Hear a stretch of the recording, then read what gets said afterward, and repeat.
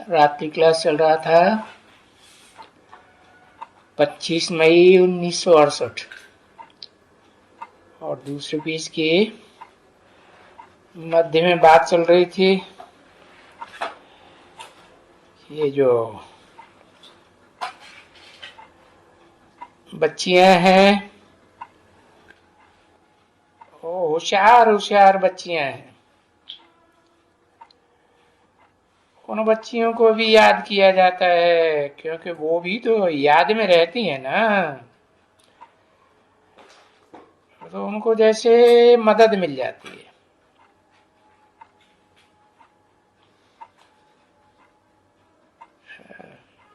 क्योंकि वो उनमें से तो नहीं है जो उंगली उठाते हैं या ऐसे करते हैं, बाप के ऊपर भी उंगली उठाते नहीं। इन बच्चियों में भी जो नंबरवार पुरुषार्थ अनुसार हैं और जो बिल्कुल अच्छी तरह से याद करती हैं,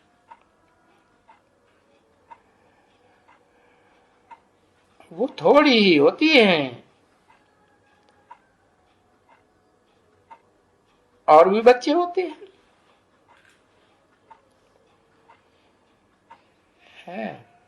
जिन बच्चों के कारण ये सारी विश्व पवित्र बन जाती है।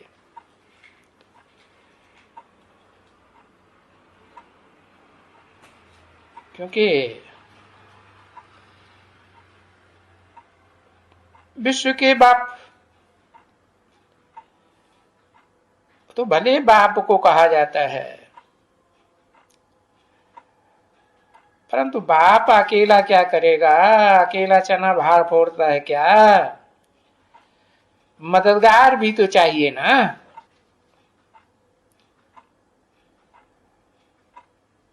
तो बच्चे खुदाई खिदमतगार हैं। उन खुदाई खिदमतगारों को फिर सहयोग चाहिए, उनका सहयोग चाहिए।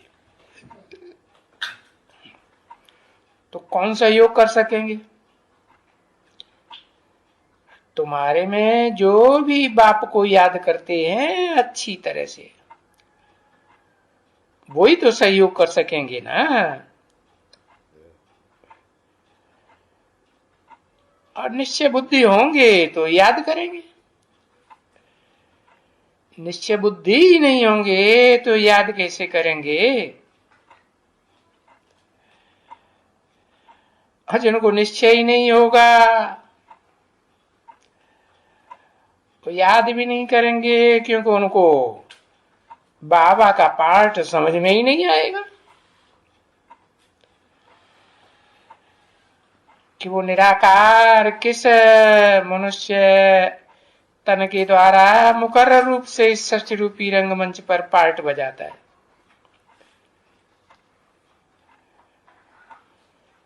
तो बाबा ने तो बता दिया ना, तुम्हारी पहली पहली सब्जेक्ट है पावन होने की। तो कौन से मुकर्रर के द्वारा पतितों को पावन बनाते हैं? तो तुम पावन बनते हो, तुम भी पावन बनते हो और ये सारी विश्व पावन बनती है।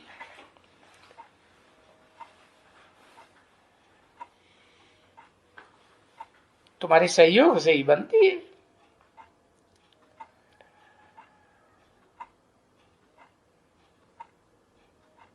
हर बच्चा निमित्त बना हुआ है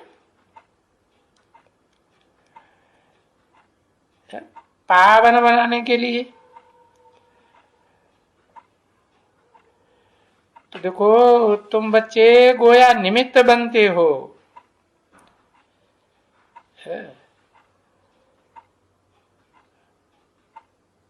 कि मनुष्य सृष्टि का बाप वो भी तो निमित्त बनता है ना, तो तुम भी बाप के साथ निमित्त बनते हो। परंतु इन बातों को दुनिया तो नहीं जानती है। न मनुष्य सृष्टि के बेहद के बाप को जानती है, न आत्माओं के बाप को, बेहद के बाप को जानती है। सिर्फ बाप को पुकारती हैं, हे पतित पावन, परंतु समझते तो नहीं है कि वो निराकार कैसे पतितों को पावन बनाएगा।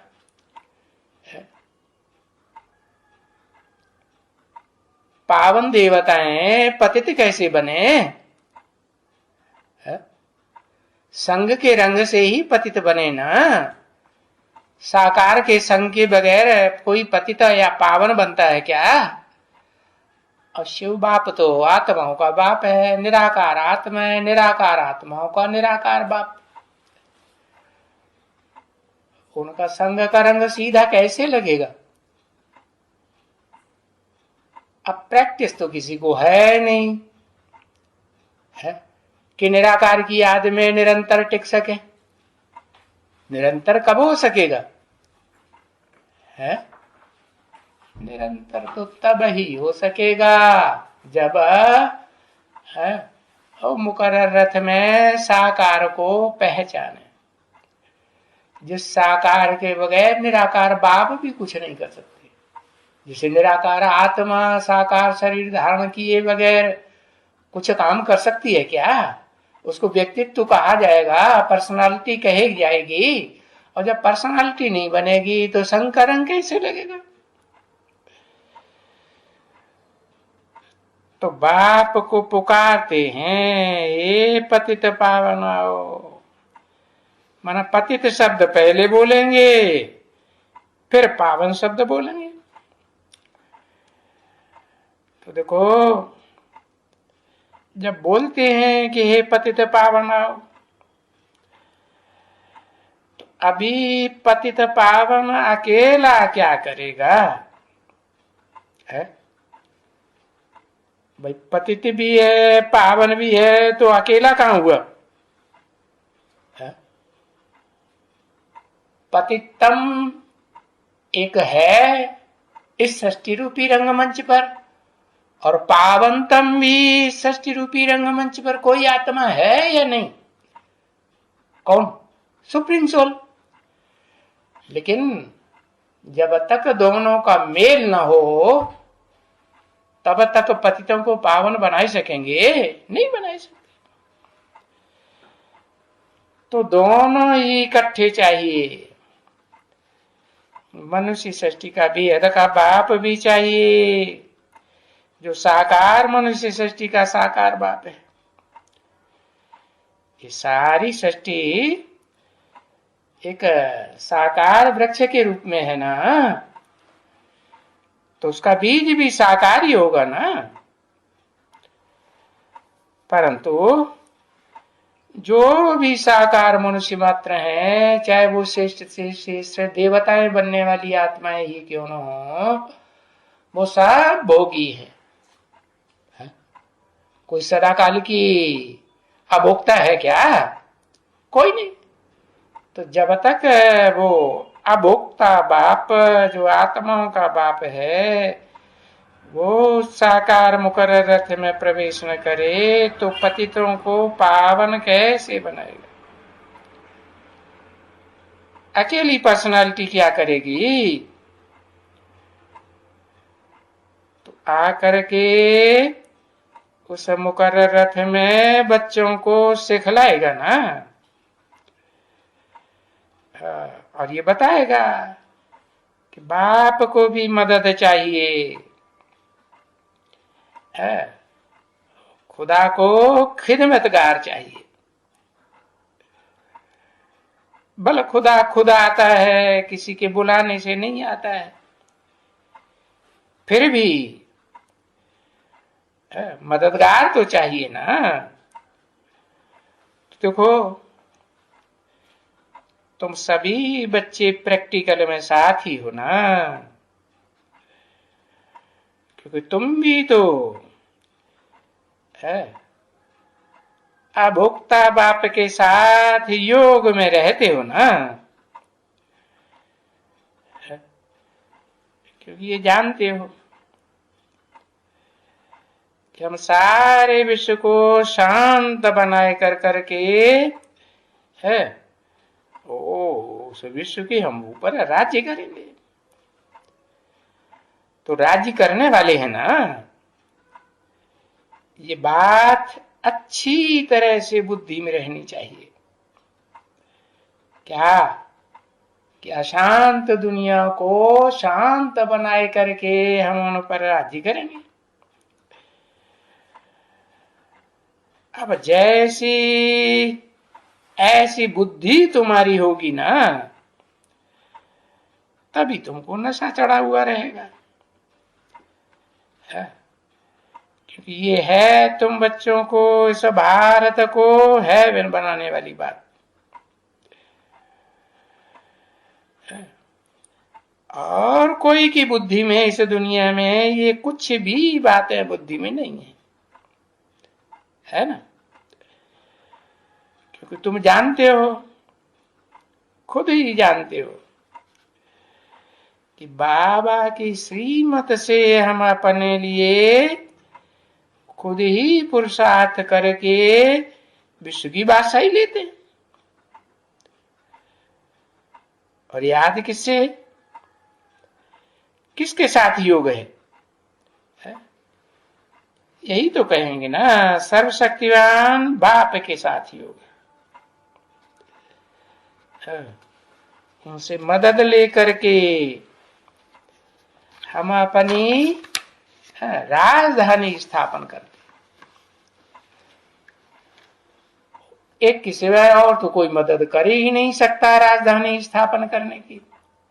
क्योंकि और जो भी धर्म पिताएं आते हैं वो तो सिर्फ धर्म स्थापन करके चले जाते हैं। जन्म जन्मांतर कोई अगले जन्मों में धर्म स्थापना का काम रुक जाता है, उनका क्या नहीं, चालू बना रहता है। लेकिन राजधानी तो नहीं स्थापन करते, कोई भी नहीं राजधानी। और ये देखो, तुम बच्चों को तो नशा रहना चाहिए कि हमारा बेहद का बाप तो राजधानी भी स्थापन करते हैं, राज्य भी स्थापन करते हैं और धर्म भी स्थापन करते हैं, और श्रेष्ठ ते श्रेष्ठ धर्म स्थापन करते हैं। 25 मई 1968 की रात्रि क्लास का 3रा पेज। जैसे कोई यहाँ इन्वेट करते हैं, जैसे विदेशी मुसलमान आए, भारत पर आक्रमण किया है ना, कि भाई हम यहाँ भारत में अपनी बादशाही स्थापन करते हैं। यहाँ धन धान्य बहुत है, इतना धन धान्य से भरपूर और कोई देश तो नहीं है। तो वो सोचते हैं कि इन पर जीत पहन करके हम राजा स्थापन करेंगे। और अभी तो तुम बच्चे जानते हो कि ये कोई स्थूल तो है नहीं, ये कोई जिस्मानी बाप नहीं है, ये तो रूहानी बाप है।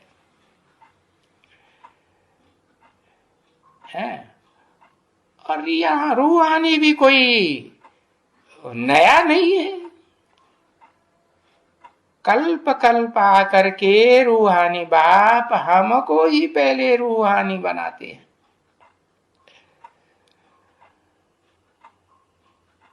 बच्चों को बाप ने समझाया है और बच्चे समझ भी गए हैं बरोबर। हर कल्प बाप आकर के हमको रूहानी बल से विश्व का मालिक बनाते है ना। क्योंकि बाप ने कहा है कि इन विदुषियों ने बाहुबल से विश्व के ऊपर राजाई स्थापन करनी चाहिए, परंतु कोई भी कर नहीं सके। ये कायदा नहीं है कि कोई बाहुबल से कभी कोई विश्व के ऊपर विजय प्राप्त कर सके, कर ही नहीं सकते, ला नहीं है। तो अभी तुम बच्चे ये बात समझते हो, बरोबर समझते हो कि बाप ही आकर के स्वर्ग की स्थापना करते हैं। कैसे है? अहिंसक युद्ध कराते हैं, ऐसे नहीं कोई हिंसा का युद्ध है। ये तुम्हारा माया का युद्ध है, काम क्रोध लोभ मोह अहंकार से युद्ध है। कैसे? वो तो तुम बच्चे समझते हो कि इस दुनिया में कामी क्रोधी लोभी मोही नंबरवार हैं कि सब एक जैसे हैं? नंबरवार तो कोई अव्वल नंबर भी होंगे ना। हाँ? और उन कामी क्रोधियों का कोई बाप भी होगा ना वेद में, है? नहीं होगा? हाँ होगा, नहीं तो सुधरेंगे कैसे? तो अभी समझ में आया कि स्वर्ग की स्थापना कैसे होती है, इस नरक का दुनिया का विनाश और नई दुनिया स्वर्ग की स्थापना। तो ये बात तुम बच्चे समझते हो, दुनिया वालों को तो इन बातों का भी पता नहीं है कि परमपिता परमात्मा आए करके नई दुनिया स्वर्ग की स्थापना करते हैं।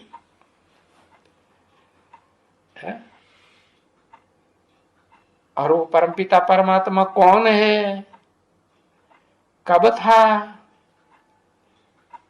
क्या है, इस खेल को बिल्कुल नहीं जानते, है ना। हाँ, अगर कहें कि अच्छा कोई को कुछ थोड़ा थोड़ा टच होता होगा, अरे वो भी भारतवासी ऋषि मुनियों को टच हुआ ना, लेकिन वो भी आटे में लून मिसल। पूरी बात तो कोई की बुद्धि में सृष्टि के आदि मध्य अंत की आ ही नहीं सकती कि भाई वो स्वर्ग स्थापन करने वाला असल में है कौन और कब हुआ। वो तो कह देते हैं कि भगवान सतयुग में भी आया, त्रेता में भी आया, द्वापर में भी आया, कलयुग में भी आया। अरे बिल्कुल नील, कुछ भी नहीं जानते। तो जैसे बाप समझाते हैं ना, है जो भी शास्त्र बनाए हैं, वेद शास्त्र बनाए हैं या कुरान बनाई है या बाइबल बनाई है, उनमें अगर कोई थोड़ी सच्चाई है भी तो आटे में नमक जैसे डाला जाता है ना, और वो नमक सारे आटे में घुल मिल जाता है।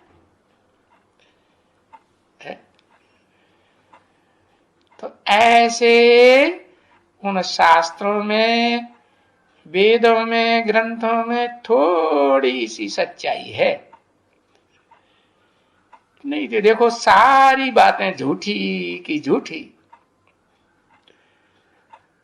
देखो क्या लगाई दिया है, 84 लाख जन्मों में भ्रमण करने के बाद मनुष्यात्मा का जन्म होता है। अरे भाई झूठी मिरई झूठ बात। और फिर कृष्ण भगवान वाची लगाई दिए और मंदिर बनाते हैं कृष्ण के, उनमें बच्चा दिखाया हुआ। अब यादगार तो उन्हें बच्चा की दिखाई है, बच्चा कैसे है, कैसे नई दुनिया की स्थापना करेगा। नई दुनिया की स्थापना करने का रास्ता बच्चा बताएगा क्या? अभी बाप बताते हैं कि मैं जिस मुकर्रर रथ में आता हूं वो कोई बच्चा नहीं होता है, बच्चा बुद्धि भी नहीं होता है? मैं तो किस में प्रवेश करता हूं? जिसको शास्त्रों में भी त्रिनेत्री के रूप में दिखाया जाता है, तीसरा नेत्र। कौन सा नेत्र? कोई देवता है जिसको तीसरा नेत्र दिखाते हैं? हाँ, कहते हैं देव देव महादेव है, ब्रह्मा देव, विष्णु देव, और उनसे भी ऊंचा महान देव, महान देव। जब न महा शब्द लगाया तो साबित हो जाता है ब्रह्मा से भी ऊंचा, विष्णु से भी ऊंचा। और ये तो सब जानते हैं कि 3 देवताएं 33 करोड़ देवताओं में सबसे ऊंची हैं। तो देखो, ये कृष्ण भगवान वाच सरासर झूठी बात है कि सच्ची बात है? झूठी बात। तो बाप आकर के सत्य बात समझाते, सत्य बात समझाते हैं, और बच्चे जानते हैं कि हम ड्रिल करते हैं योग बल की, और प्राचीन भारत का ये योग बल नामी ग्रामी है। इतना नामी ग्रामी है जो अभी ये झूठे सन्यासी भी विदेशों में जाकर के कितनों को पकड़ पकड़ के ले आते हैं।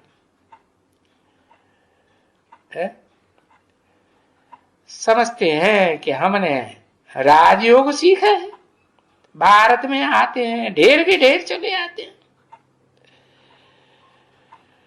तो कहां कहां आजकल माइयां भी ऐसी निकली हुई हैं जो समझती है कि ये सन्यासी भारत का प्राचीन राजयोग सिखलाने आए, और बाबा ने बच्चों को तो बता ही दिया ये सन्यासी राजयोग सिखलावे, ये इम्पॉसिबल है। ये निवृत्ति मार्ग वाले प्रवृत्ति मार्ग का राजयोग कभी सिखला ही नहीं सकते। और देखो, गीता में लिख भी दिया है कि भगवान ने जो राजयोग सिखाया वो गृहस्थी अर्जुन को सिखाया, या भीष्म पितामह या द्रोणाचार्य आदि को सिखाया? विद्वान पंडित आचार्यों सन्यासियों को सिखाया? नहीं सिखाया ना, इम्पॉसिबल। अरे ये हठयोग सिखलाने वाले, ये हठयोगी ये राजयोग कैसे सिखलावेंगे? इनके पास राजयोग कहां से आया है? ये न सीखेंगे न दूसरों को सिखलावेंगे। बाप आए करके तुम जो ब्राह्मण बच्चे बने हो, ब्रह्मा की औलाद, उनको सिखलाते हैं। और वो हठयोगी किससे सीखेंगे? भला उनमें कोई कहे कि हम तो ब्राह्मण थे, गृहस्थी थे, बाद में हमने संन्यास किया। अरे तुम ब्राह्मण कहते हो, लेकिन तुम ब्रह्मा की औलाद कहां हो? ये कहो कि हम ब्रह्मा मुख वंशावली है, उनकी वंशावली में हमने जन्म लिया, ये कहें तो भी ठीक। और तुम बच्चे तो डायरेक्ट किसकी संतान हो? वंशावली हो कि डायरेक्ट ब्रह्मा की संतान हो? डायरेक्ट ब्रह्मा की संतान ब्राह्मण हो। जैसे शिव की फॉलोअर्स शैव कहे जाते हैं, विष्णु के फॉलोअर्स विष्णु वैष्णव कहे जाते हैं, ब्रह्मा के फॉलोअर्स ब्रह्म समाधि कहे जाते हैं। ऐसे ही तुम बच्चे ब्रह्मा के आचरण को फॉलो करने वाले हो तो पक्के ब्राह्मण तो तुम हो ना। वो तो सब झूठे ब्राह्मण आज की दुनिया के। वो क्या पवित्र रहते हैं? नहीं, पवित्रता तो सब गुणों का भंडार है। जिस पवित्रता की असली बात तो बाप ही आकर के सिखाते हैं। बाप आते ही हैं पुरुषोत्तम संगम युग पर, ऐसे नहीं कि हर युग में आते हैं। उन युगों का भी संगम होता है, लेकिन उसमें कोई पुरुषोत्तम थोड़े ही बनते हैं, है कि पुरुष रूप आत्माओं के बीच में कोई उत्तम बनाता हो, नहीं। अरे पर सीखेंगे कहां से? सिखाने वाला तो एक ही ऊंचते ऊंच भगवंत कहा जाता है। ढेर के ढेर धर्म पिताओं को ऊंचते ऊंच थोड़े ही कहेंगे। ओम शांति।